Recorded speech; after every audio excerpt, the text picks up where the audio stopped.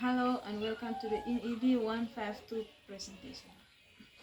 These creative presentations will be based on the four Western theories of human development and the perceptions of them in the socio-cultural context. I will be discussing first about John Locke's theory of human development, Jean Piaget's theory, Jean-Jacques Rousseau's theory, and finally about Vygotski's sociocultural theory.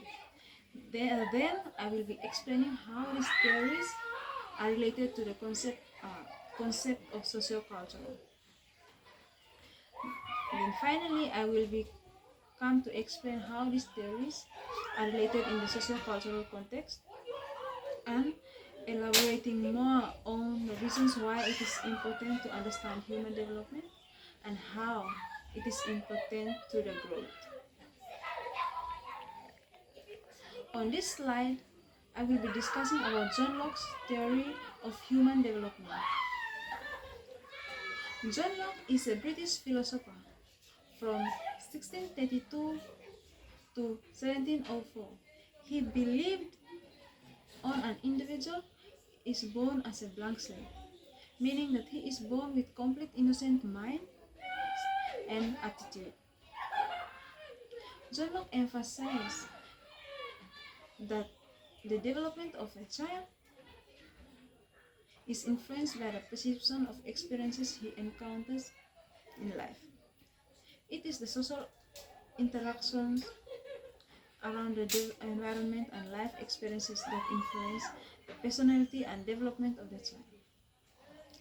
He also believes that children should be taught about morals before going to schools and learning about facts.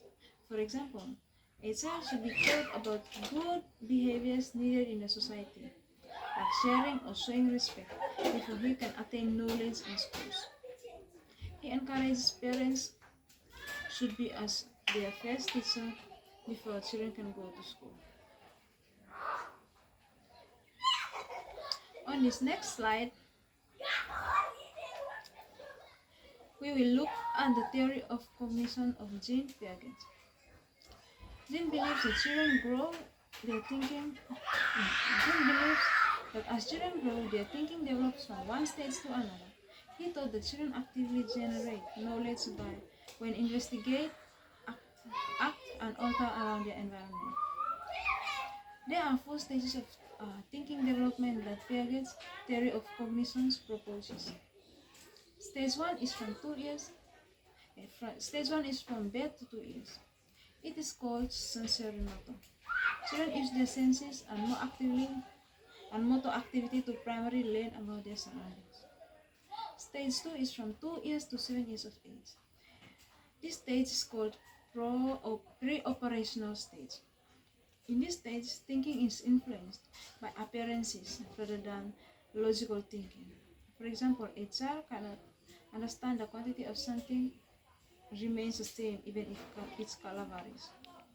Also, in this stage, the child may think people view things the way he sees. Stage 3 is from 7 years to 11 years of age. This stage is called concrete operational stage. When children reach this stage, the ability of using operations develops, which means they can think rationally, successfully, and manipulate on real objects or images. For example, children understand that quantity of things will remain, even if the color changes. The final stage of thinking development is from 12 years old and up to death. This is the final stage of thinking development of Piaget's theory of cognition and is called formal operational stage. When adolescents achieve this fourth stage of intellectual development, they are able to use symbols that connect to abstract ideas, such those in physics and algebra. They have the ability and capability to reflect on abstract relationships and ideas. like justice. On these slides, we will look at Russell's theory. Russell argued that children were weak, easily tempted, and fundamentally innocent. He thought individuals were born clean and pure until one's interactions with the environment has a negative impact upon one's growth and development. He also believes that children should be taught to think, however, should be given freedom to think for themselves according to what their heart desires. He encourages the children-centered philosophy, which involves parents' responsibility to be responsible for the child's needs and upbringing of the child. At each stage in life, children should not be allowed to enjoy life, but prepare for the next stage of life.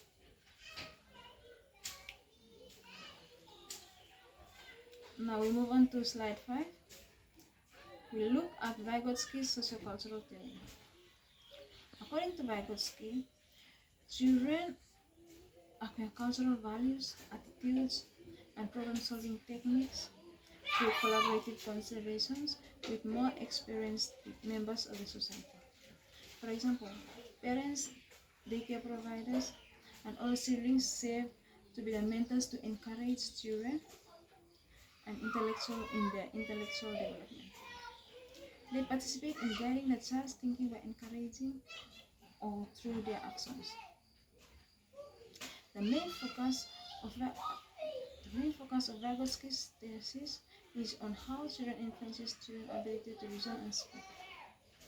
Vygotsky claimed that adults in society encourage children's cognitive growth by involving them in difficult and fulfilling activities. Children hear from adults how their culture sees and reacts to the world. Lev Vygotsky's sociocultural theory suggests that in an early childhood period of a child, the cognitive development growth depends on the social interactions and conversations the child encounters. Now, let's look at how these theories are related into our socio-cultural context. At first, we look at how John Locke's theory is related to our socio-cultural context. John Locke's notion aids parents in appreciating their role as child's first teachers in the early age of development. The ability to self-regulate will be developed in children who learn well at home and outside of the class. Children would benefit from developing positive attitudes about education and learning through this. The theory helps couples consider the type of learning approaches suitable for their kids. For example, the type of disciplines you give your child will help him or her develop positively while growing up. In Piaget's theory, it teaches 4 stages of how thinking develops from one stage to another. By relating it into the sociocultural context, it helps teachers to understand the stage of thinking ability of the child at a certain age and plan out suitable teaching methods they taught in class. Secondly, parents who understand these 4 stages of cognitive theory can know exactly the state at which their child is and can plan out the type of environment or social interactions the child needs in order to fully develop. For example, parents whose child is at 7 years old can allow him to play card games with other children, which allow them to improve their thinking ability of solving issues. Let's move on to slide 8. This slide describes how Russell's theory relates to the sociocultural context. Russell highlights the importance of raising a child who is able to think for themselves and behave well in a society.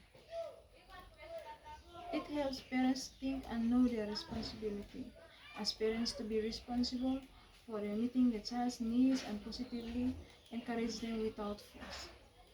Sometimes parents have so much expectations from the child which causes so much pressure for the child, leading him to giving up on his dreams.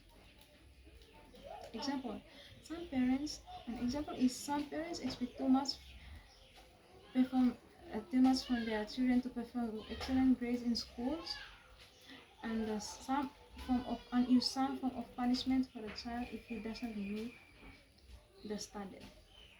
This form of teaching causes so much stress for the child and would result in the child of giving up. This can cause great impact upon the cognitive development of the child, and its rights are deprived.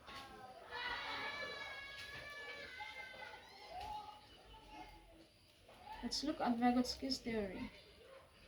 Vygotsky's theory emphasizes the basic functions of social interactions in the formation of cognitions. A child's thinking ability depends on the interactions with the society. For example, a child cannot think about swearing in the home unless he hears such words from people. This theory encourages teachers to provide learning environment where children socially learn by interacting with teachers and children. Example, discussions in the class, other class presentations. Children learn more when they interact with each other. Finally, let's look at why human development is important and how it is important to grow.